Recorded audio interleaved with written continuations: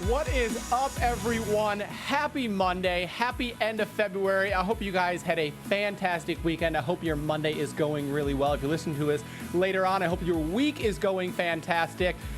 Guys, I realized again this weekend, it's great to have a little bit of work and a little bit of fun on your weekend. I know if you don't know who Gene Simmons is, one of the main band members of KISS, he's big on working weekends because he looks at it and says you have 2 days every single weekend. You got 52 a year. That's 104 days that a lot of people aren't working that you have a chance to get ahead. But I think it's important to also have some fun. So you get done with your weekend and you can look back and feel that you did something. You accomplished something great.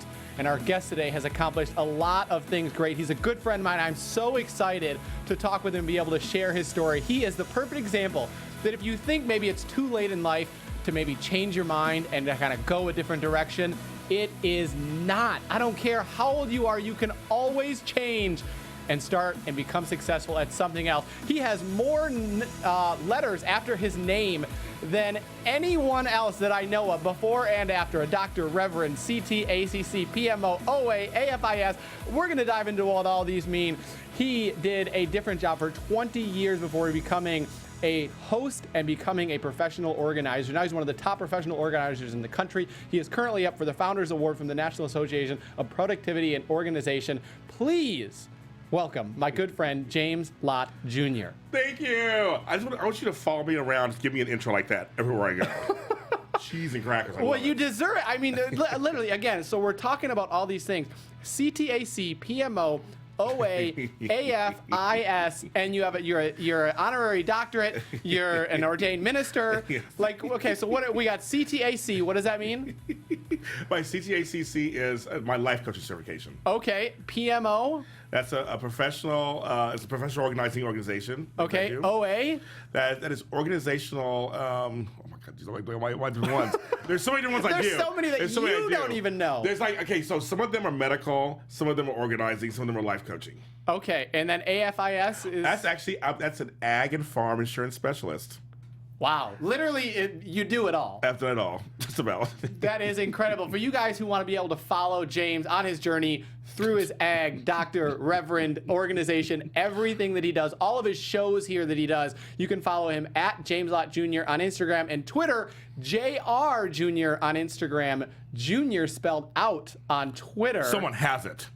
Ugh, and they have they have one follower. Those people. Mm-hmm. Yeah, well, hey, they're not you, no matter what their hashtag and Instagram is. And you guys can follow me at the LDMC on Instagram and Twitter. Please tell a friend about the show. Subscribe, like, comment, spread some motivation and inspiration. That's what we want to do, be able to help you live your best life. That's right. You do something every single day. And I know we talked about this maybe a couple months ago. You try to have something come out every day. Mm-hmm. Right? So what's the thought behind that, or what do you have every single day? What it is in this business, especially when you're trying to build a business and build a following and build kind of rapport with your followers, you want them to every day look for something from you. It's a thing of, there's places that I go every morning. I don't know if YouTube that I go, I check out certain sites or this I go to, or certain people I go to every morning, see what they're posting. Yes. And so that kind of came the idea of kind of blanketing every week, all week long with something different that someone can come to and go, oh, James talking about this organizing thing today. Tomorrow could be a life coaching thing. Thursday could be an interview with the president of my association. Friday could be a breaking into. Like it's always, I want something coming out every single day that people can have a choice from, and also just get in the habit of checking me out. And I think it's important, too, as you are building your brand, to be a brand, you have to have content. You have to have things that people can go to. Content, product, content. If you don't hear those two words in the rest of this interview, hear those two words, content and product. Those are two things that are so very important in building your brand with people. Absolutely, and you do that. How many shows do you host here? And you host your radio show? Yeah, so currently right now, because I've actually trimmed some stuff down because I just can't do it all. I try. He knows I try. He does. I do try. No, I have. So right now, currently, I have 3 podcasts. One's a radio show, the Super Organizer Show. And then I do 2 podcasts, A Lot of Help, which is my life coaching podcast. Lott, based on his last name. That's right. And then Extra Connections, which is another podcast where I talk about arts, music, culture, It's a connecting podcast where I connect you with ideas, places, things. Very nice. So those are three things I do on my own.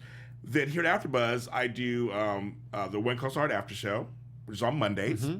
And I do my own Breaking Into on Black Hollywood Live, which is every week. And then I just do other various interview shows here and there. Oh my goodness, crazy business. Like you said, you're having to trim back so much. And that's another thing I want to be able to talk about maybe later in the interview, talking about how to focus on something that, this is what you want to do. This is what you're doing. And sometimes you have to say no. And that's an important step. Yes. Everything you're doing should be something you want to be doing. It sounds so simple. It took me 40 years to get there. So talk about that, because we'll transition to that, because your life now completely different than it was even 10, 15, 20 years ago. Yeah. Do you look at that sometimes and think how different it is? Well, I do. I have recently, because I just made 10 years in the entertainment field and 3 years here at AfterBuzz last week. And Congratulations. Thank you. And 3 years of my radio show. So milestones will do that for you. And my birthday's in a few months. I'm turning 49. I have no problem saying I'm turning 49. And that also brings me going, wow, 9 years ago, I was unhappy with my life. And I was turning 40. And I remember my stomach was hurting every day that I went to work. I worked at a job that just was not working for me anymore, basically. And it was a high paying. I was making like $100,000 a year with benefits. 9 years ago, too. 9 years ago. In San Francisco, one of the best cities in the country, had a great place to live. And I was unhappy. So I actually learned money doesn't buy you happiness. I actually learned that. My stomach hurt every day I went to work. And when I gave notice at that job, my stomach stopped hurting, literally 5 minutes later. Just the freedom? Yep. And, well, my thing was, trust your gut. My gut was saying, James, gut get out of was the hurting. job. It was hurting. Like, it was literally hurting. So what did you do, and how long were you doing that? Okay, so I did this job. I'm very proud of the job that I did, but it's just a lot of work.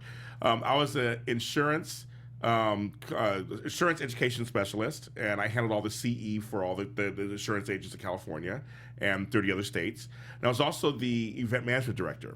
So I ran 13 conferences. Wow. From site inspections of where the conference should be held at, to conference negotiation, to on-site, to, I did everything. Post, pre. I mean, I was at the site doing the conferences. I did that for 8 years. And I was completely burnt out, and I needed assistance, and I couldn't get it. They wouldn't give me assistance. And I liked the way I was being treated by the bosses. I think it's crazy because, people maybe when they hear your story, they think, oh, well, it's something that it wasn't a good job that he gave up. It wasn't something that had potential and was high paying, and it was easy to leave. I bet, starting out, you loved it. It was great, and it's still, it was, you're making a lot of money. Oh, yeah. I lived high on the hog. I was like, because in San Francisco, it's so expensive to live there. I used to have 2 or 3 jobs just to make it through. And when I got this job, that all went away. I had one job. So what was like the 2 to 3 jobs? What were you doing? My God. Well, I was a nurse for a while. I went to school for nursing. I was a nurse, LVM. I was also working at retail. I ran a retail store called Headlines. Hi, Headlines. I wish you guys were still there. They were very famous, popular in San Francisco. I also worked at a watch store. I used to repair watches. I did anything. I did all kinds of stuff. Waiter. I was a waiter for a while. I did all kinds of stuff. Anything that like you said, when you have to get by, you got to do what you got to do. Worked at a video store.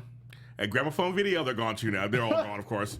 We used to fight Blockbuster all the time. It was around the corner. I'm like, we hate Blockbuster. We're the mom and pop store. Yeah, you guys drove them out of business. Yes. Right? Take credit for that. Yes. Somebody has to. So I did all kinds of jobs that, because I was raising kids and just trying to live in San Francisco. So I was like doing jobs that I could do, but none of them were my passion. None of them were my passion. And so when this offer came to be this kind of big shots, be a director or something. What does that mean? And it was fun at first, and it was really enjoyable. But again, it wasn't my passion. Insurance was not my passion. Yeah. And I used to watch my bosses and everybody talking about insurance like they just devoured it every day, every insurance article. And I was competent and I did my job, and I got my AFIS, which I can talk about, turkey ranches and cranberry bogs, and I can talk about all that kind of stuff. But it was like, it wasn't my passion. I was so envious. I'm like, how they find their passion? Like, how they find that? Insurance is their passion. I was just kind of skating along. How many people do you think are in a position like that? I would say 90% of people out there. I think 90% of people out there are not doing what they want to be doing. They're not. Wow. Because of fear. Basically just fear. I mean, and the fear could go into all kinds of things, like, I got kids, I got this. Yeah. But there's so many stories of people who have kids and who have this, and they do what they're going to be doing. It's you're stopping yourself from doing it. So what was the change? How long were you feeling this, I got to do something else, I got to get out? 6 months prior to my notice. Okay. About 6 months, I started feeling this job really isn't for me, and I started actually actively. My first response to things usually is, I want to try to fix it. A lot of us men are fixers. I'm a father. I'm a grandfather. We fix things. That's just a natural thing. When I found out I couldn't fix it, and nothing was going to change. How were you? Were you trying to fix it? Yeah. How? Can I get an assistant? Can I get 2 assistants? Maybe I'll just work these kind of days. I try to work with them on altering the schedule a little bit. Maybe I won't go to that conference. Can we send somebody to that conference instead of me? I'll do this work. I mean, I try to negotiate with them. And they were not really, they weren't having it. Yeah. This is how it is. This is what you do. This is your job. Do it. We're paying you to do this. Do it. And my justification was, well, on the weekends, I'll be home. I'll just drink all weekend because I'm just like, I want to forget about my job, eat all weekend. Or go party all weekend. Yeah. And then Monday comes, I'm back to the job again. Yeah, I know that sounds familiar to a lot of people out there. Yes. Or, well, I do get 3 weeks vacation. I've been there now past 5 years, so, but then you can never take the vacation because you're still working. It was a whole cycle that just kind of hurt. And so you knew it was time to make a change. Well, I knew that I didn't like that job anymore. And when I started thinking I want to leave this job, I actually talked to my parents in LA, and I was like, is it time for me to go back to LA, maybe? I mean, I'm kind of tired of San Francisco and its foggy weather, too. The summers are cold in San Francisco. They're cold. So I was like, maybe it's time for a big change. And it was very scary because I had roommates and friends, and my kids and them were still in Northern California. I was going to be leaving all of them to come back to LA, and I've been gone for 22 years. Could I live in LA again? Could I do it? And my mom was like, you come back to the house. We have a house in Inglewood. You come back to the house and live there and figure out what you want to do. I had just started doing some acting gigs. So I was like, well, maybe I'll come back and do some acting for a while and I'll live off my savings and see what happens. And so when I gave notice, that was the deal. I was like, okay, I'm going back to LA. And when I made the decision, though, it felt right. It was oddly strange. And I say strange in the fact that as soon as I made the decision, I'm leaving San Francisco and I'm changing my life for the better, a calm washed over me. Yeah. So no matter what people were throwing at me before I left, because trust me, it was not easy to be leaving, it didn't even matter. I said, I'm making the right decision. It was just a tipping point. I know I've had that before where I left a job and you have that, what if, am I going to do it? Am I going to make it? But then, you make it and you're like, oh, okay, I can do this. Right. I got this. And you start seeing your job differently, too, when you quit, when you give notice. Yes.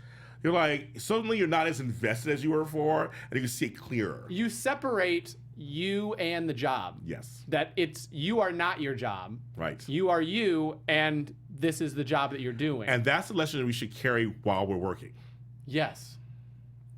I mean, you are not. My identity was closely tied to my jobs, my employment. What was, obviously now you totally different, nothing to do with insurance, nothing to do with ag. No. How did this become to want to do professional organizing, or where did you start to find your passion?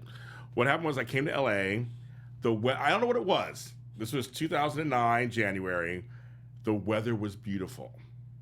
That was a start. I'm dead the lure serious. of LA, the beautiful weather. The weather was in the 70s and 80s every day. The sky was blue. I think I've been in San Francisco for so long. I was not this color, folks, either back then. I was way paler than this. My mother called it prison pallor. You look like you're in prison. Thanks, Mom. And it really enveloped me, and I had friends and family. I went to welcome back brunches and welcome back breakfasts and welcome back dinners and welcome back happy hours. It was like a party for me. So, and I think I really needed that, though. I needed to decompress. Yeah. From 22 years of raising children, living in environments I didn't care living in, doing jobs I didn't care about, just to be free.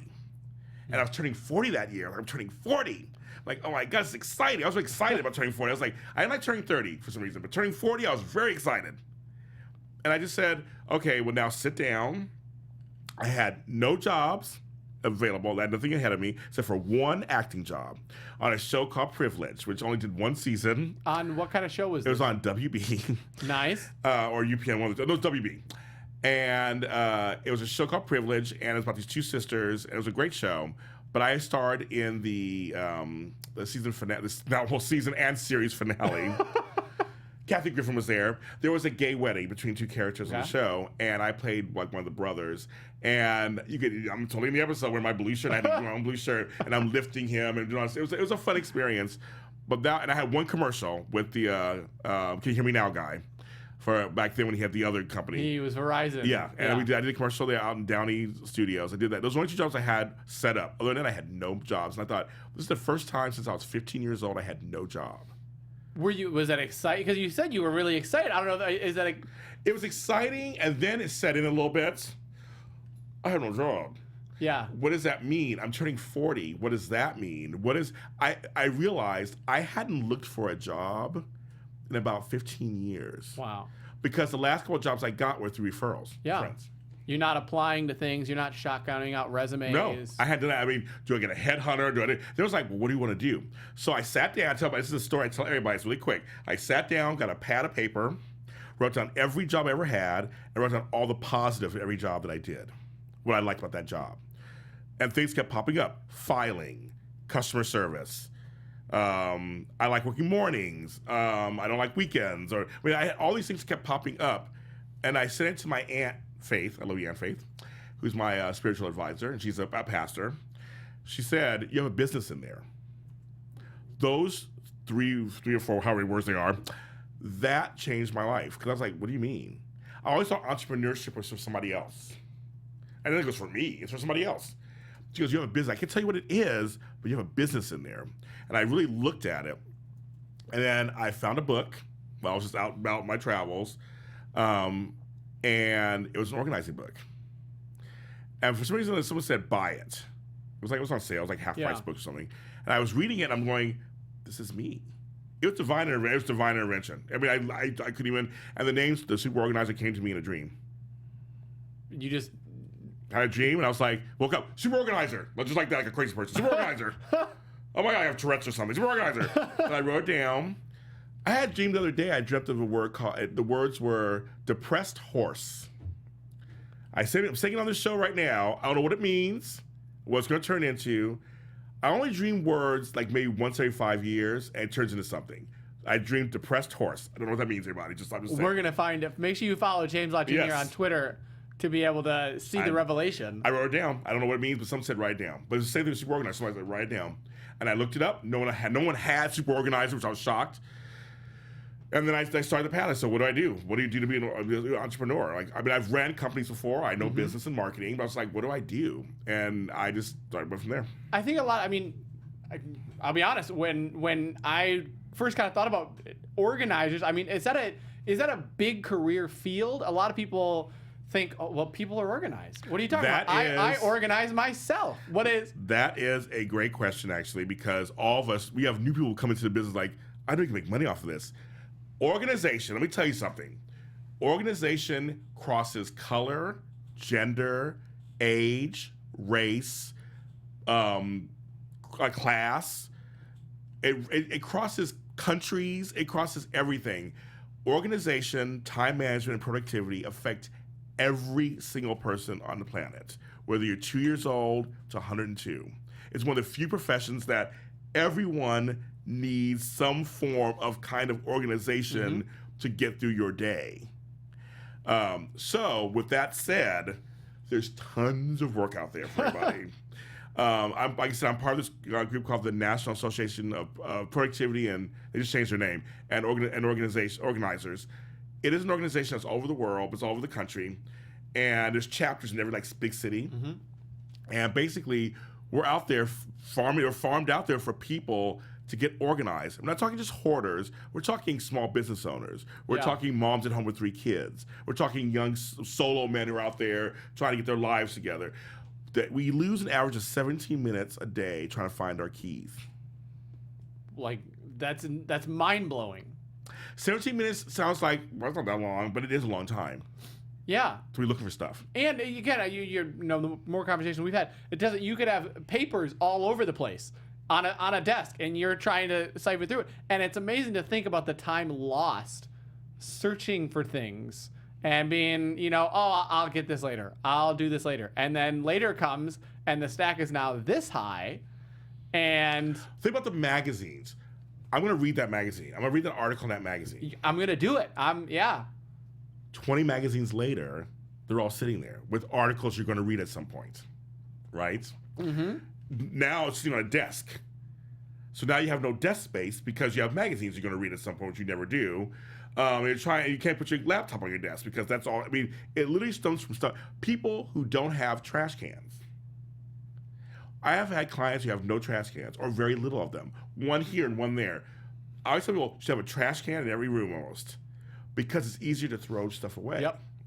Trash a lot of times gets accumulated. It doesn't have to be dirty or messy or it's papers. It's ripped off things from food things you buy, food containers. They just sit on tables. They sit on counters. And how much does that affect your mental well-being of people who are living in those atmospheres where it's like another thing to do and another thing to do? Chaos, depression, inertia. I mean, you seriously, your house can tell you a lot about how you feel.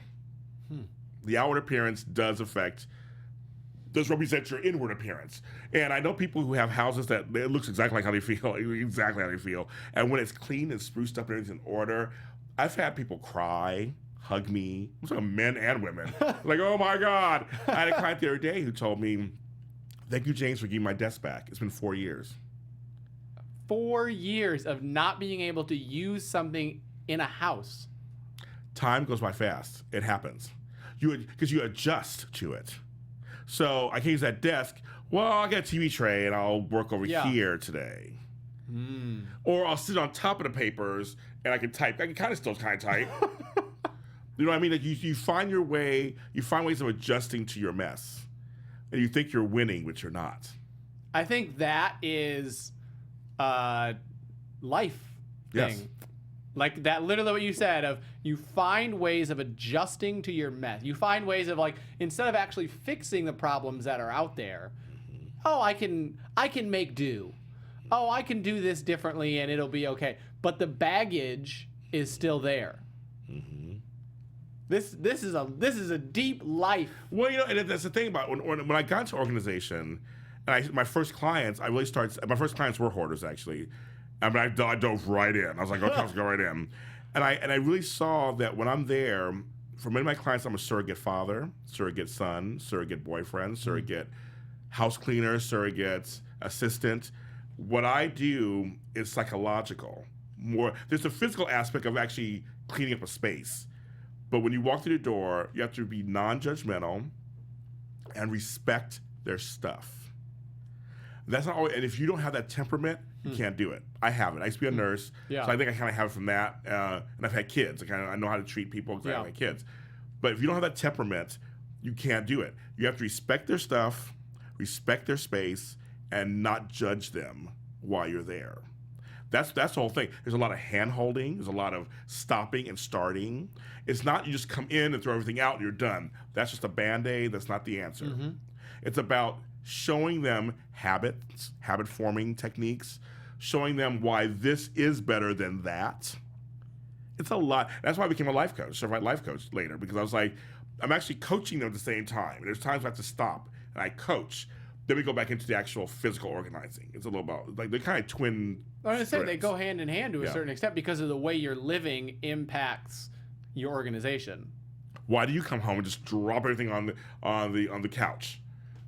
And if you don't care about your life, and the couch now is such a mess, it makes you really not care about your life. My life's messy anyway. Nobody can come over there. Nobody can visit my house. They can't see my house. I mean, a cycle starts to happen. And then you close off and you close off. So 9 years. Yeah. The start of that, I mean, how hard was it getting into something that you had no idea even existed? Okay, this is why, because I'm actually teaching this next week at NAPO Houston Conference. I'm teaching it on Sunday, March 3rd. I'll be there teaching this course because we are entrepreneurs. Yes. This could go to actors, directors, right? Anybody who's doing something for their own, you're an entrepreneur. It's your brand, it's your business. It's a word that sounds fantastic, Yes. doesn't it? What do you do? Well, I'm an entrepreneur. I'm self-employed. I am self-employed. I work for myself. Yes. And what does that mean? It's hard as F. It is so hard. It is. I took business courses at Cal State LA for a while. Business management. I did that for a little bit. But I also ran companies and things. So I brought all that together. It really takes everything about you. It takes everything about you to run a business.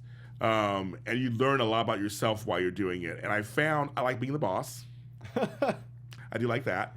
But there's a lot of the business aspects, making sure all your tax stuff's in order, making sure, everything. It's that side of it that was so hard. The invoicing, learning how to invoice, coming up with the rules, coming up with the contracts. All of that I had to research and really put together, doing the trademarks, doing the copy. That stuff it's paperwork. That takes so much time. And you knew this much of it? Yeah. Yeah. I did it from scratch. Everything was from scratch. And I had no problem asking people for help. That's the thing. Ask folks for help. If they're in that industry, ask for help. Ask for help. And some gave it to me and it was fine. And other things I just learned on my own. I'll research it. The internet's there for you. You might as well use it. How did you find clients? Okay, so it's funny. I'm a grassroots effort. This is totally what I was. I made postcards through Vistaprints, made business cards through Vistaprint. They were on at a sale. And I went door to door and dropped off postcards. And if someone was standing outside, I started to start with conversation. Hey, how you doing? I'm like, did you need anybody to do some stuff around your house? But did that. Walking door to door? Yeah, walking. I pick an area and start walking. How many miles would a day? No, that was a lot. I just pick an area. I mean, I had over 2,000 postcards. So and you went door to door just handing these out at age 40, saying, starting something new, do you have any need for this? That year, I began my marathon training. I did 3 marathons at 41. That's another story, too. So I was out there going, this is great exercise. I'm getting browner from all the sun. And I talking to people. So for me, it was great. I mean, to me, the old-fashioned way does work. And my target market was older people. So my specialty, if you want to know what I do, folks out there, my specialty is change of life. Retirement, widowhood, divorce, even later marriage, adult children leaving home. I'm all about helping people who want to downsize. My clients are 50 years old and older, mostly. I have some younger ones too, but mostly they're 50 years or older. And so I go to these neighborhoods where they have churches, with the church. And so my mom helped me get one client, my first client, one of her friends. She said, you need to hire my son. And this is what old people do, which I love. They will tell their friends. Oh, yes. You can hire him. He's good. You're messy. Oh, yeah, Mary's messy. Oh, her house is a mess. No shame. Tell on her friend. Oh, yeah, she's horrible. You need to hire Mary. James. Mary. Mary's like, she's like horrible. And Mary's like, okay. And that's how it happened. And I will tell you, 9 years later, 90% of my business is referrals. Wow. I really have to advertise or do. I mean, I am obviously doing that, but it's all so and so told so and so told so and so. I mean, it's all testimonies. Everybody saying James was good. You saw my house, right? Oh my God, James did that. So my proof is right there in the pudding. Proof is in the pudding. It's right there. They can see my work. It's like, because with organizing, they need to see it. They need to see something tangible. And you can show pictures and stuff, but when you can see it from someone's house and they're using it, that's the best advertising. We call it high touch communication in the coaching world, where high touch meaning when you're in front of them. It's right there in front of them. It's right there. That's what you want. You want to say, here it is. This is what James did last week. Wow, that's amazing. It looks great. And how's it work? It works great for me. I love it. Okay, give me James' number. What kind of a test of your faith was that, of starting out and, referrals are great, you're hoping that they keep coming, but is that a you hoping that they keep coming, especially to start of, okay, I got one, okay, you got a next one, okay, I'm hoping that this next one comes. Was that a test of your faith? Yes. The first 2 years of my business were not profitable. Not at all? Nope. And so luckily I was doing acting, so the acting and I had a savings, so that made me money. This was purely me trying to build a business. 2 years? 2 years, yeah. When I finally, oh my God, it was glorious. When I finally did my numbers, it was at the halfway through the 3rd year mark, oh my God, I have a profit this month. I have a profit. Oh my God, I have a real profit. Oh my God, oh my God. I think I jumped up and down, was screaming. Ah! And I had an assistant at the time. My assistant was like, "What's wrong?" I'm like, "Were you making money? You're making some money." It was, but it felt good though because I earned it. Yes. I earned it, and it was like, yes, it was. Those 2 years were tough. My thing was retention, because you get someone to come in, you organize for, say you have 4 sessions for a month. Well, then do they go away? I had this unknown, like what happens? Yeah. I mean, because I have to get another person to replace them, right? What I have found is maintenance is one of my biggest, greatest things in my business. People need maintenance. Can you come in and spruce up the closet? You find ways to work with them still. Yeah, can you do that? Every spring you come, we change out the clothes. Every winter, then you have them 4 times a year. Yeah. And so it starts to grow. But at first I was like, how do I keep these people? How do I get? So I got 3 clients, but then they're all going to end at some point. Then what am I going to do? Yeah. Can I keep this up? So it was more. Yeah. So that was the first 2 years. I was like, can I do this? But I never wanted to give up, though. There's some reason for this idea. I was like... That's what I was wondering. Well, because I had the other stuff going on. See, I'm a multi-hyphenate. I always have several things going on to back up the other. I don't know if because some of us believe in astrology. I'm a Taurus. I believe in security. So I'm always going to have something that's at least going on that's going to bring some money in somewhere. You can pursue your passion, but you still have to put in the work somewhere to be able to finance your passion. Yes. I'm still doing that today. I mean, that's kind of how I do certain things. I kind of have several careers going. Yeah. So money is coming in somewhere at least. I have some kind of money coming in, so I don't feel like, oh my God, I'm gonna be broke for the next 3 weeks. I'm like, no, I got money coming in from this and from that. Okay, now I can really fully focus on what it is I want to do. Kevin teaches that. Kevin Undergaro, who's the founder of AfterBuzz, Yes. always says that. His best saying to me, and I kept it from 2 years ago, he says, you should be making money while you're sleeping. He told me that. I love that saying. And he's right. I get royalty checks now because I have music out and books. So I'm making money while I'm sleeping. Did you understand what that meant at first? Yes. You should have projects out there and things going on that are consistently giving you attention, making you money on some level. So you should not always. So because the grind can happen 24 hours a day. Mm-hmm. So whether your website's bringing you money in, or this thing over here, or just you should have things always kind of percolating and kind of keep going while you're trying to pursue your stuff. And that it takes time, and it takes investment. I think a lot of people think, oh, if I'm just going to put in a month of work and then it's going to be there. Yes. And it's not. Being in your 40s, you learn. Hopefully, you have learned how life can be. So for me, I don't have the immediacy as when I was in my 20s and 30s. I come from that last Generation X, that believes you put in hard work. Yeah. It may take a while, but you'll get there. Mm-hmm. And many of the newer generations don't think that way. I think that way. So I'm always about, if it takes 4 or 5 years, that's fine. As long as I'm moving forward every 4 or 5 years, every year, I know that 5th year I'll probably get there. Because I'm that dedicated and I'm working that hard towards it. That's the belief system I come from. And it's building equity in that. Yes. So while you might not be getting the financial benefit the first couple of years, or you might not be getting other assets from it, you're building the equity, and that is invaluable sometimes. What happens is now my life is really exploding in my business because now they're saying, you've been around for 9 years. So now the gravitas is happening. Now the prestige is happening. You've been around for so long. Wow. I didn't hear about you, but you've been around for that long. Mm-hmm. Like now people are looking, now it's paying in dividends for me now in terms of marketing and money. Yes. That now you've done this for 9 years. I think of the restaurant that's like, oh, we've been open 50 years. And you think to yourself, well, they must be good if they've been open for 50 years. Right. But to get to that 50 years, you have to put in the first 49. Yes, you do.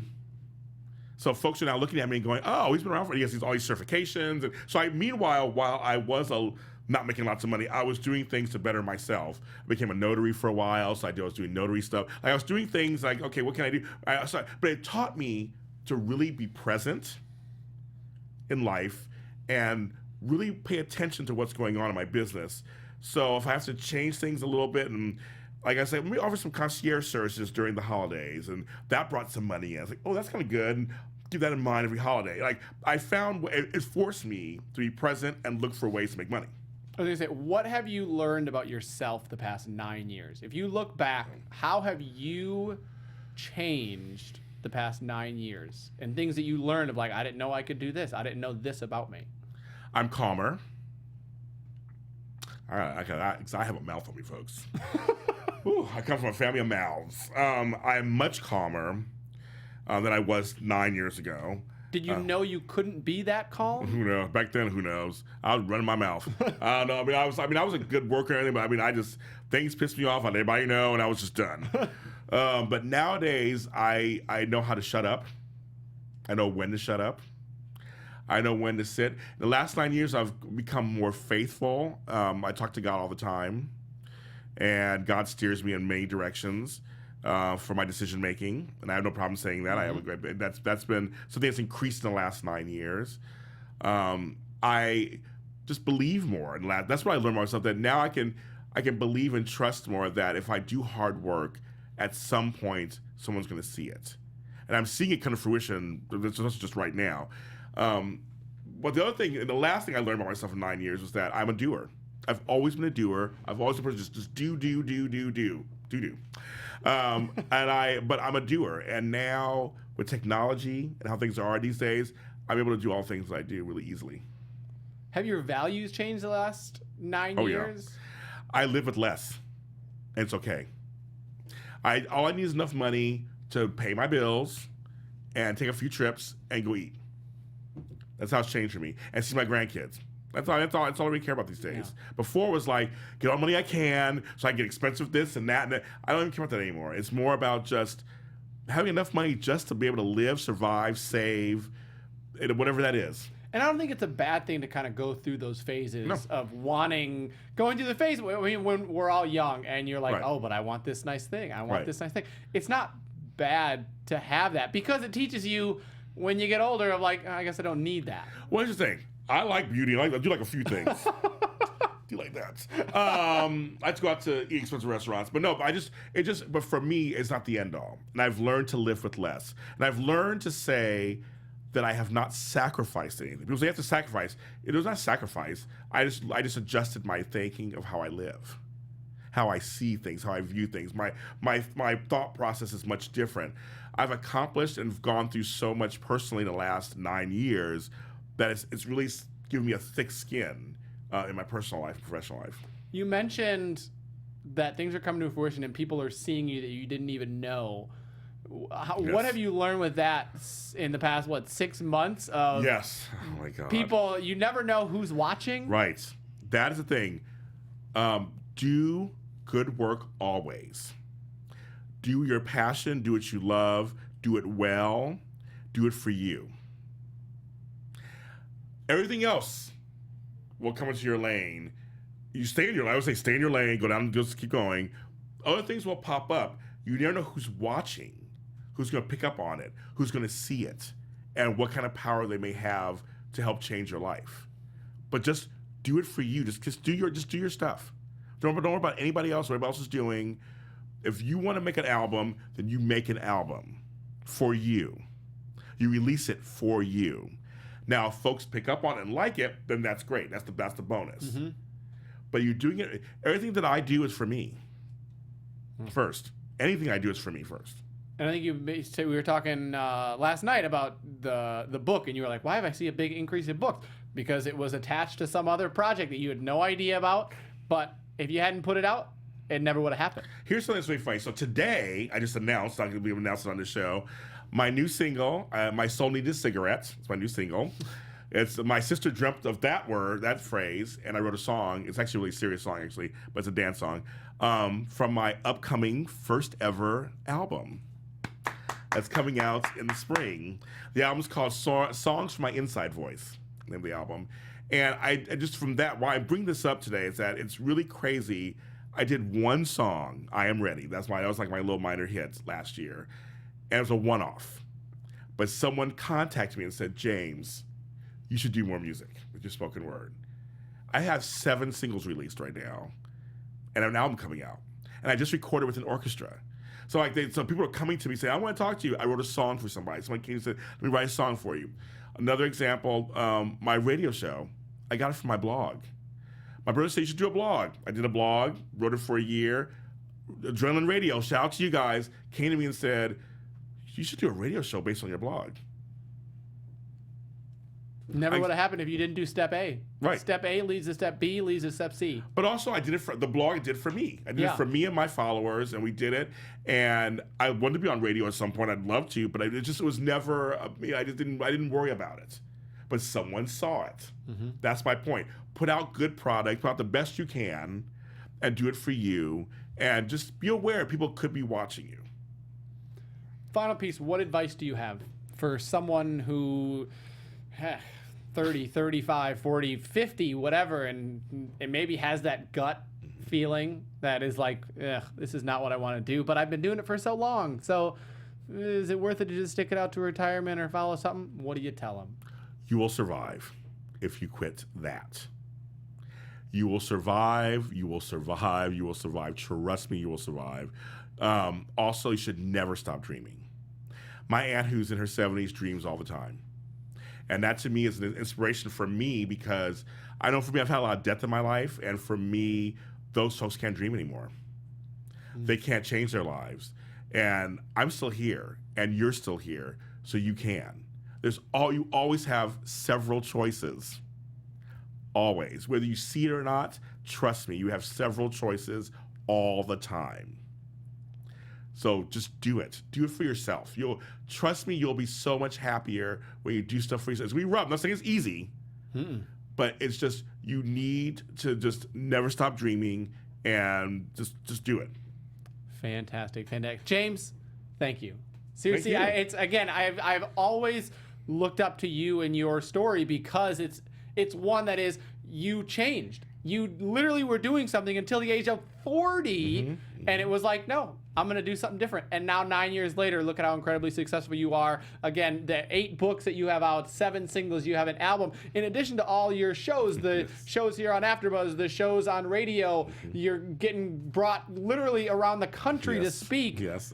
And you're up for this Founders Award, which good luck, by the way. Thank you. I know you're going to get it. I know, seriously, so much good stuff is coming your way, and it's all because you took that risk. And guys, again, there is the lesson for today. Take the risk.